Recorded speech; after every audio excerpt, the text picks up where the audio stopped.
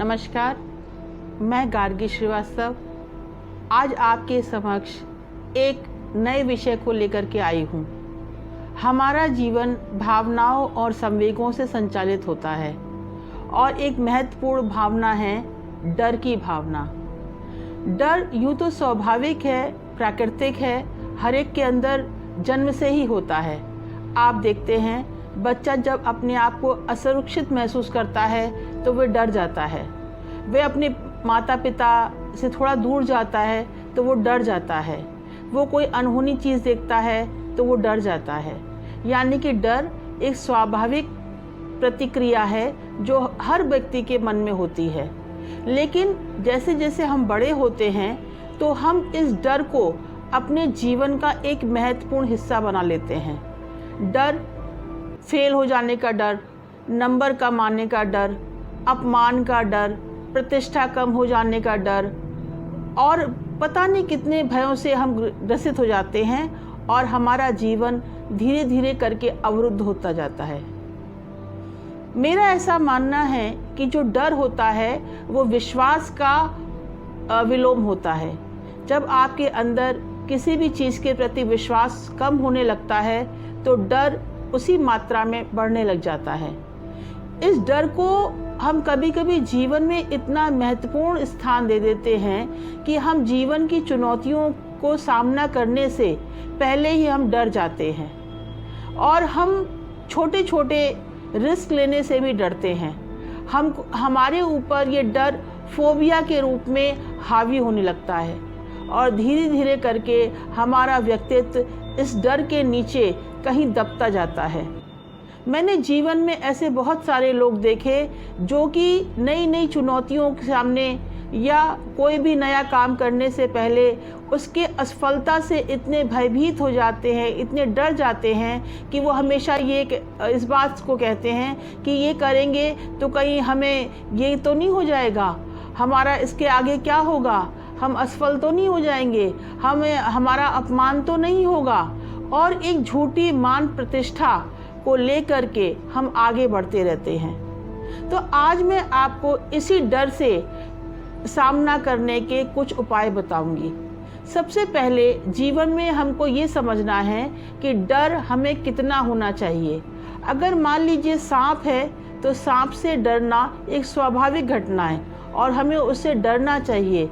लेकिन अगर हम रस्सी को ही सांप समझ के डरते रहे तो कहीं ना कहीं ये डर हमारे मन के अंदर हमको बहुत ज़्यादा कमज़ोर कर देगा, हमें निर्बल बना देगा।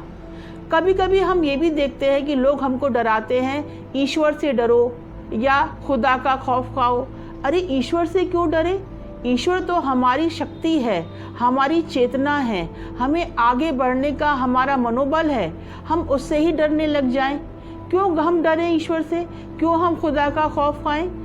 यदि आप सच्चे हैं, आप ईमानदार हैं, अपने कर्तव्य के प्रति आप में आस्था है तो आपको कभी किसी से नहीं डरना है। माता पिता का भी सम्मान करिए, गुरुजनों का सम्मान करिए, हर व्यक्ति का सम्मान करिए, लेकिन डरिए आप किसी से भी मत, क्योंकि डर आपको कमज़ोर बनाता है, आपको कुछ नया करने नहीं देता, आपको आगे नहीं बढ़ने देता, बेड़ियों की तरह आपके पैर को जकड़ देता है और आप मन ही मन भयभीत हो, कभी आगे बढ़ने की सोच नहीं पाते।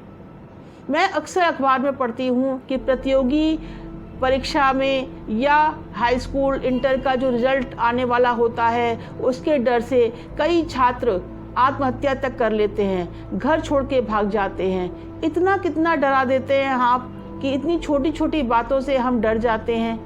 आप किसी भी उम्र के हैं, यदि आप अपने मन को टटोलेंगे, गंभीरता से पाएंगे कि कोई ना कोई आपके डर मन में ज़रूर होगा। चाहे वो आपको प्रतिष्ठा खोने का डर हो या सम्मान जाने का डर हो या कोई भी आपको पैसा कम हो जाने का डर हो, ये डर आपको डराता रहता है और जब तक आप डरते रहेंगे आप जीवन में आगे नहीं बढ़ पाएंगे। आध्यात्म क्या है?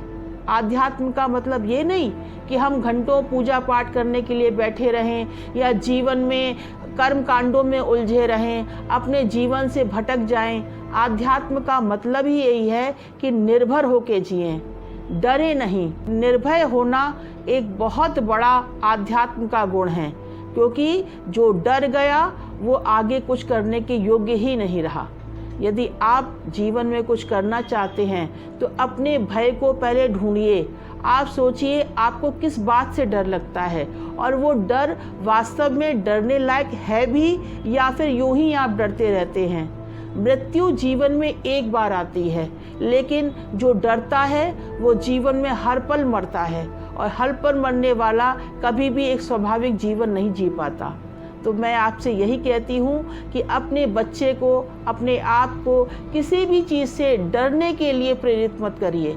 मैं अब बहुत बार देखती हूँ कि बड़े लोग डराते हैं, तुमको बाबा पकड़ ले जाएगा, यहाँ पे भूत रहता है, अकेले मत जाना, ऐसा हो जाएगा, तुमको वैसा हो जाएगा। तो बच्चे क्या करते हैं, भयभीत होना सीखते हैं, और ये भय उनको आगे चल कर के विभिन्न प्रकार के डरों में कन्वर्ट हो जाता है और एक फोबिया का रूप ले लेता है, और जिसका अंत उदासी, निराशा, डिप्रेशन और ऐसे ऐसे भावों में परिणत होता है जो कि उसके व्यक्तित्व पे बहुत नकारात्मक प्रभाव डालते हैं।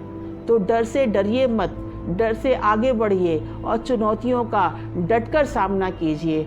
हम मनुष्य हैं, हमको किसी चीज़ से डरने की कोई आवश्यकता नहीं है, क्योंकि जब हम डरना छोड़ देंगे तभी हम अपने पैरों की बेड़ियों को खोल करके जीवन को भरपूर जी पाएंगे। आइए हम संकल्प करें कि ना हम डरेंगे और ना किसी को डरने के लिए प्रेरित करेंगे। मैं फिर आपके सामने आऊँगी एक नया विषय लेकर। तब तक के लिए धन्यवाद, नमस्कार।